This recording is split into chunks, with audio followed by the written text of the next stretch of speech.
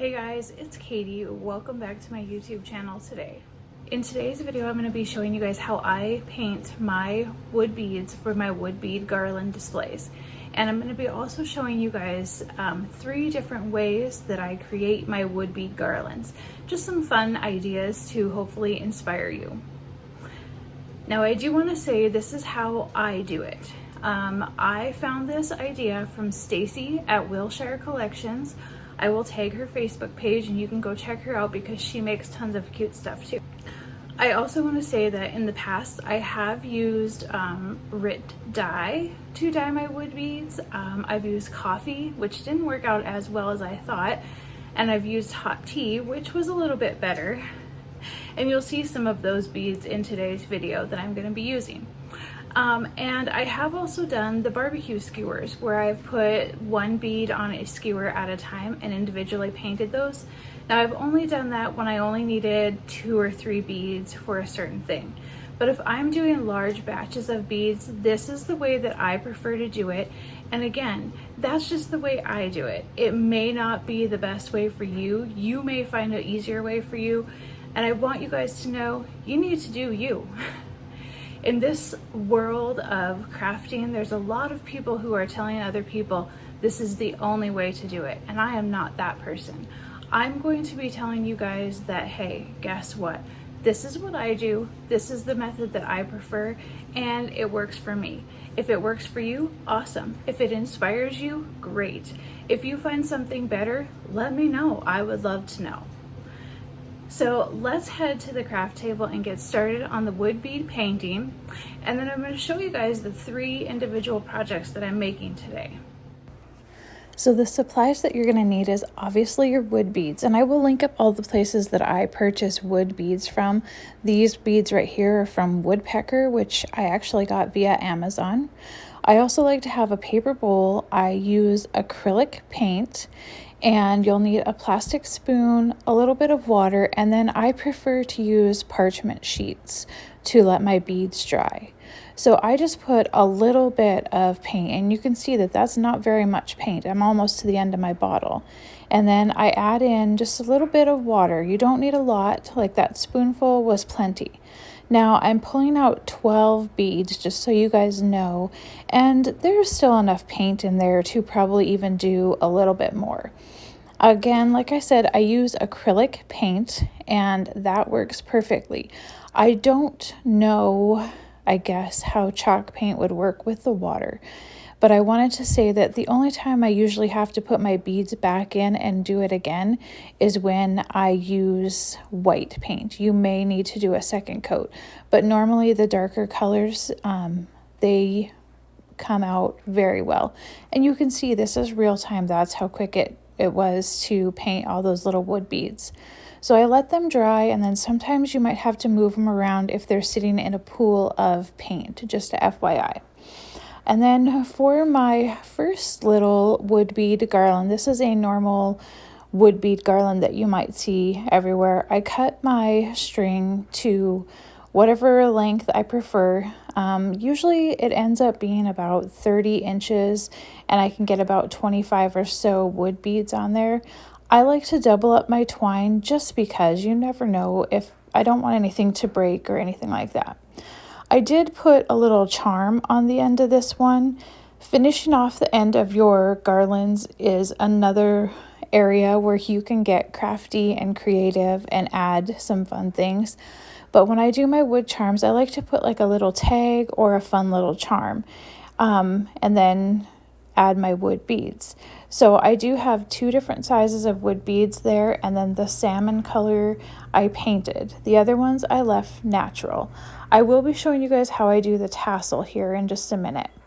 Now I thought I was recording this one and I didn't get all of it, so this is a much shorter one, and I'm just going to kind of give you guys a little bit of an idea of something else that you can do with your wood beads. So this is a lot shorter twine. I strung it on there, and then I just put that little loop through the end to kind of hold everything.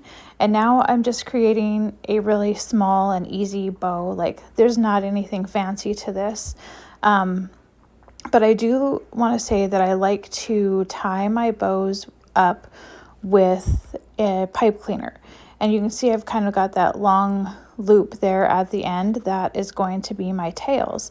I've done a bow tutorial before, and if I can find it, if it was a YouTube video, I will let you know. Otherwise, I'll make one of those for you guys. But this really was just a very simple bow.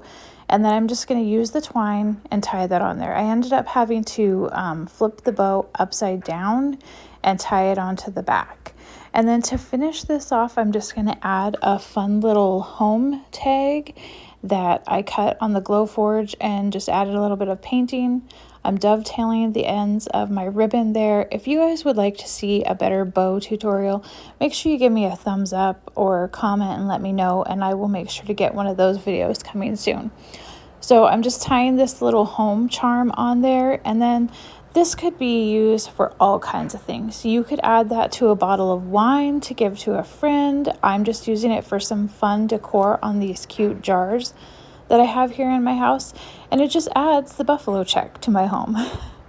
Now, here is another technique. This is pipe cleaners. I've got 2 pipe cleaners, and you can see I'm twisting them together really well. Now, sometimes wood bead garlands are kind of hard to keep their shape. They're kind of hard to stay on top of a tiered tray of some sort. And so I found, thanks to my friend Katie Tennis, that using pipe cleaners kind of helps give your wood bead garland a bit of dimension.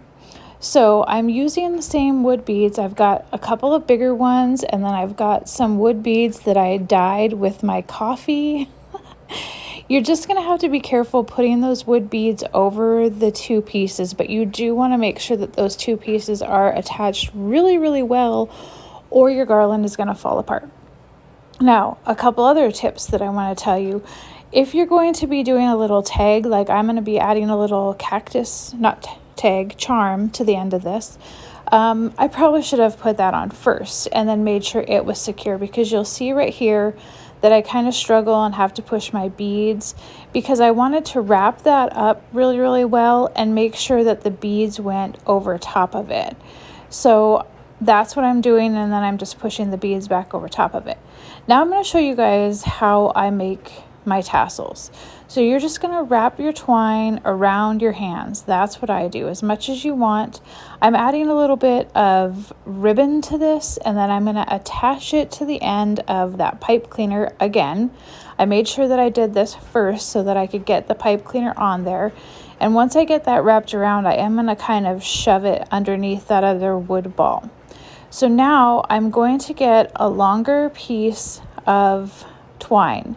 I've got a small little section where I'm going to just keep it shorter than the rest and create kind of a little loop at the top here. And then I'm going to take the twine and wrap it around. So I didn't leave that twine as long as the rest of the twine on this tassel. I made it really short, and then I created the loop, and then I'm going to wrap the twine all the way around there really securely. I try to make sure that it's nice and tight. And then once I get to the end of it, I'm going to find that little piece, the short piece. Maybe you want to mark it or something because it looks like I lost it. So I'm going to find the little tiny piece that I had and put it up through that loop and then pull it tight. And this will just help to secure that you wrapped on there. And then I just need to trim off the edges, and it's nice and tight. And then that is my final little garland. So those are 3 of the types I like. I do prefer the twine, but every once in a while I like to use the pipe cleaner because it does kind of help give it just a little bit of shape and dimension, and will help hold it onto your project. That works especially well if you are using your garland on a tiered tray. So it just kind of helps hold it in shape and gives you something to work with a little bit there. So I'm just going to kind of fussy with it a little bit and make sure that the wire is all hidden, and boom, there we go. We've got our final little project of the day.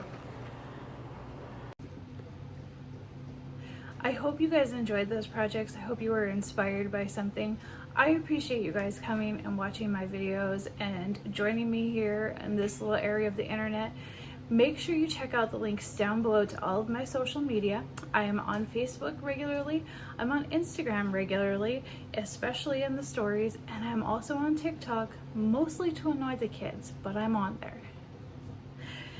So if you enjoyed today's video, make sure you give it a thumbs up and make sure you subscribe and hit that bell so that you'll be notified of all future videos. Thank you guys so much for watching today.